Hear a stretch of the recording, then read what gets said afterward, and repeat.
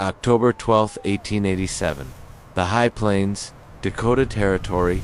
The wind here doesn't just blow. It hunts. It moves across the flat, featureless expanse of the prairie with a violence that feels personal, gathering speed for 300 miles before it slams into the fragile wooden structures of the homesteaders.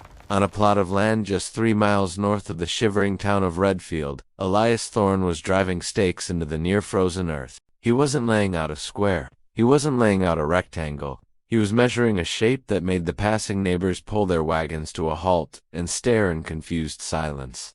Elias was 62 years old, a man with hands like cured leather and eyes that seemed permanently squinted against a horizon that wasn't there. He was driving 6 stakes in a perfect circle, connecting them with twine to form a hexagon. What in God's name is that, Elias? The voice belonged to Jacob Lindstrom. Lindstrom was a good man, a hard worker, but he was a man of tradition. He had built his cabin the way his father had in Sweden, and the way his grandfather had before that. 4 walls, 90-degree corners, a pitched roof facing east-west to Lindstrom. A house was a box. Anything else was vanity or madness. Elias didn't look up from his plumb line. It's a home, Jacob, same as yours, just smarter. Lindstrom laughed, a sharp barking sound that carried over the wind. Smarter. It looks like a circus tent, or a beehive. You think those angled walls are going to hold a roof when the snow load hits? You're cutting twice the timber for half the space. Other neighbors chimed in. They called it Thorne's folly. They whispered that the solitude had finally cracked the old man's mind. They pointed out the sheer waste of time it took to cut logs at such strange, unnatural angles. In a land where time was the only currency that mattered before the freeze set in, spending weeks calculating complex joinery seemed like a death sentence. You can't cheat the wind, Elias, Lindstrom shouted as he snapped the reins of his horses, eager to get back to his own sturdy, square cabin. When the January gales hit, that thing is going to fold like a house of cards. You'll be freezing in the dark while we're sitting warm. Elias stood up, wiping the dirt from his knees. He looked at the square, flat face of Lindstrom's cabin, in the distance a giant sail, waiting to catch the full force of the Atlantic Express. We'll see, Elias muttered to the empty air. We'll see who shakes when the world goes white. What the neighbors didn't know was that Elias Thorne hadn't spent his life farming. He had spent 30 years as a shipwright on the coast of Maine. He knew something about fluids. He knew that air, when moving at 60 miles per hour, behaves exactly like water, and he knew that if you fight the current with a flat surface, the current always wins. But if you let the current flow around you, you survive.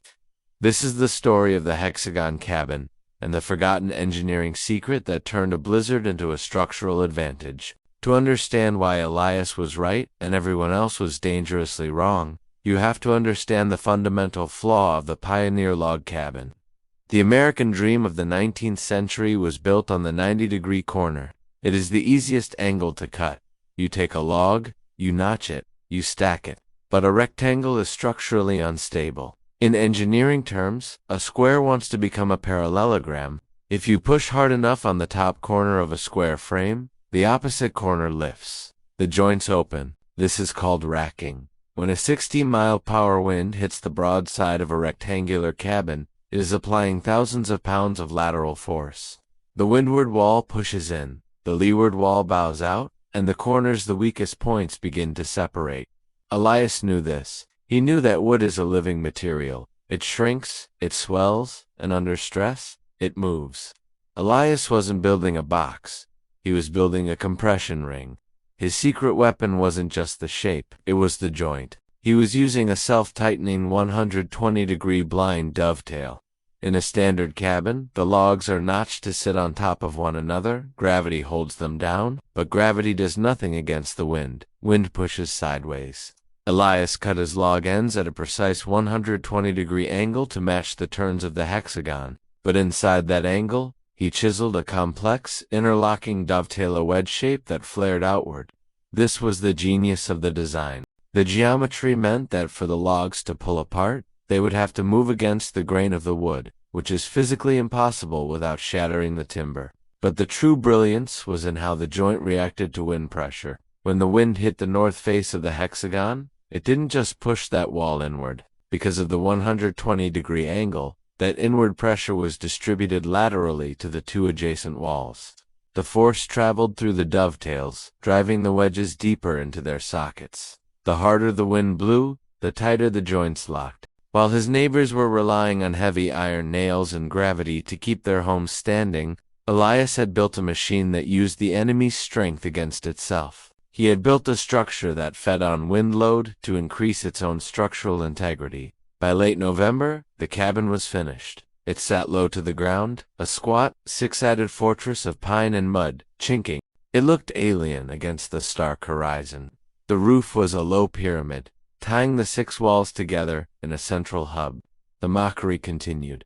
Lindstrom would ride by, shaking his head.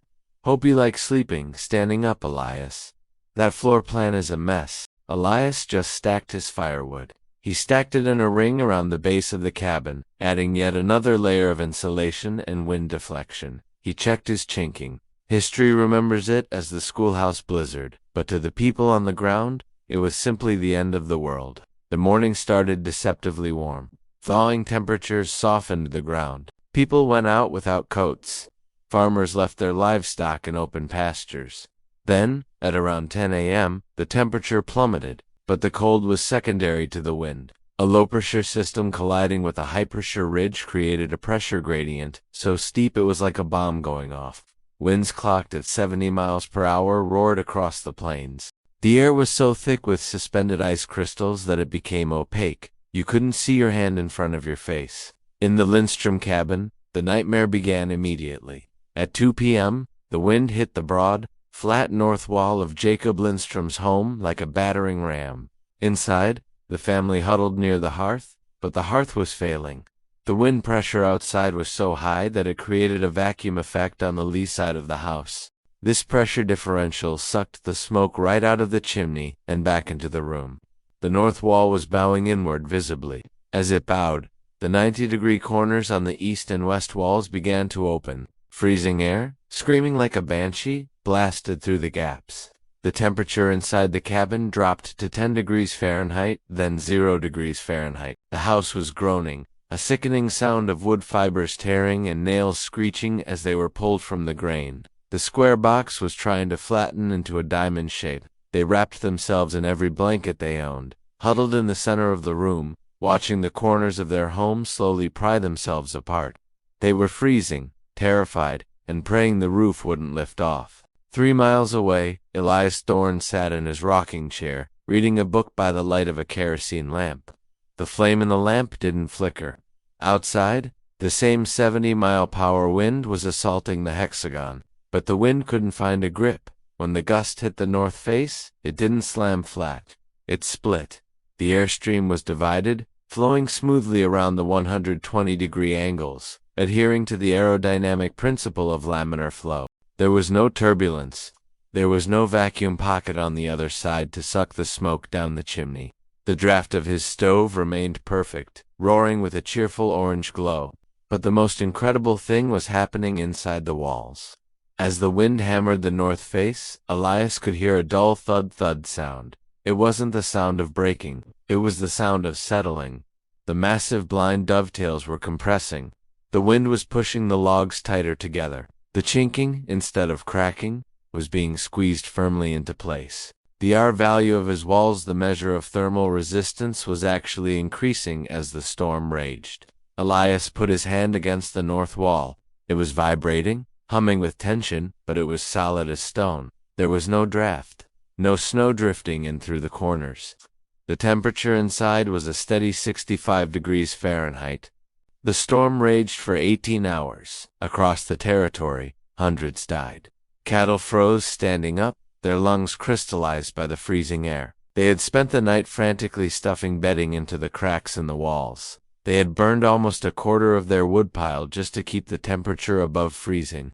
They were exhausted, frostbitten, and shaken to their core. When the sun finally broke through the gray haze the next morning, the temperature was minus 38 degrees Fahrenheit. Jacob Lindstrom, wrapped in furs, shoveled his way out of his door. His cabin looked like it had been in a fistfight. The walls were askew. The roofline sagged. He needed to check on his neighbors. As he crested the ridge, he stopped. The Hexagon cabin stood perfectly still. The snow around it had been scoured away by the wind, leaving a clean perimeter. The roof was intact. A steady thin column of smoke rose vertically from the central chimney, straight as a plumb line. Lindstrom rode up to the door. He didn't knock, he just stared at the corners, those weird, angled corners. They looked tighter than the day they were built. A blast of heat-warm, dry, wood-scented heat hit Lindstrom in the face. It felt like walking into a bakery. "Coffee's fresh, Jacob," Elias said. He looked around the single room. It felt spacious. The fire was roaring in a central stove, radiating heat equally to all 6 walls. It didn't move," Lindstrom stammered, peeling off his frozen gloves. "My house?" It sounded like it was being torn apart. The north wall leaned on the northeast and northwest walls. They locked arms. The house squeezed itself to keep me warm.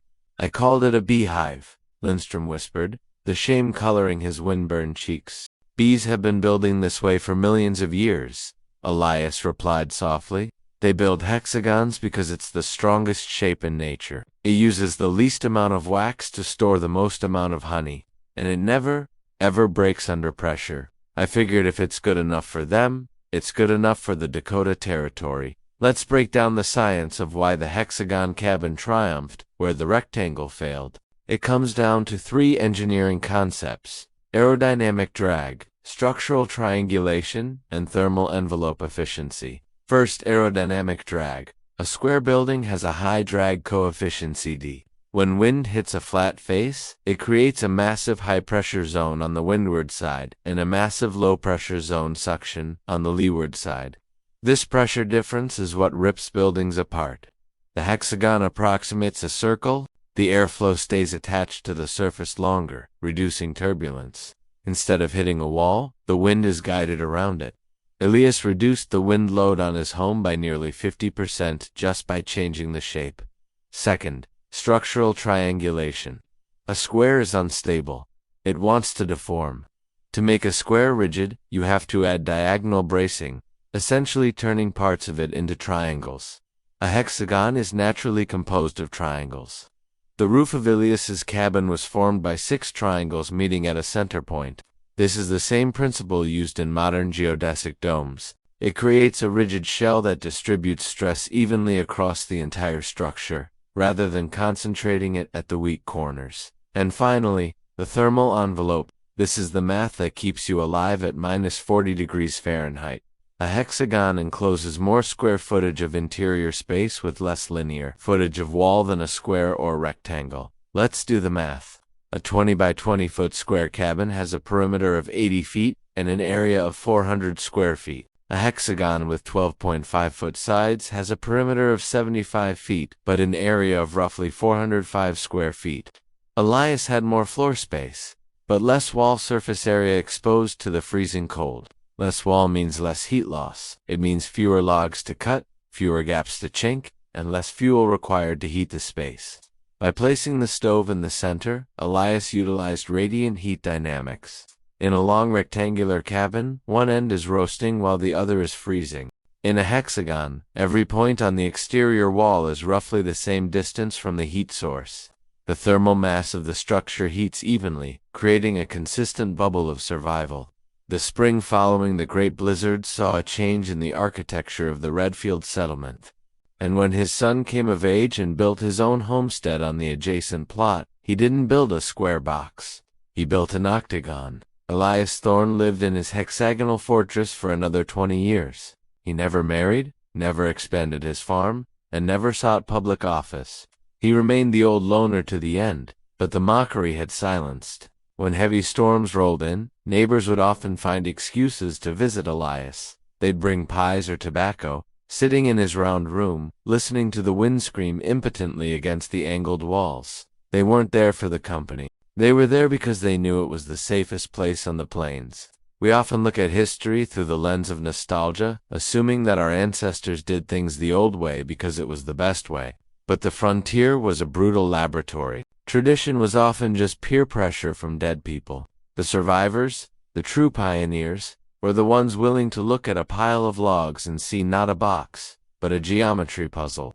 They were the ones who understood that when nature is trying to kill you, you don't fight fair. You fight with physics. Elias Thorne proved that you don't need to be stronger than the storm. You just need to be smarter than the square. In the end, the neighbors were right about one thing. The cabin did look like a beehive, but they forgot that the hive is the only thing that survives the winter while the lone flies drop in the frost. Adaptation is the only tradition that matters. Would you like me to explain the math behind the surface area to volume ratio mentioned in the thermal envelope section?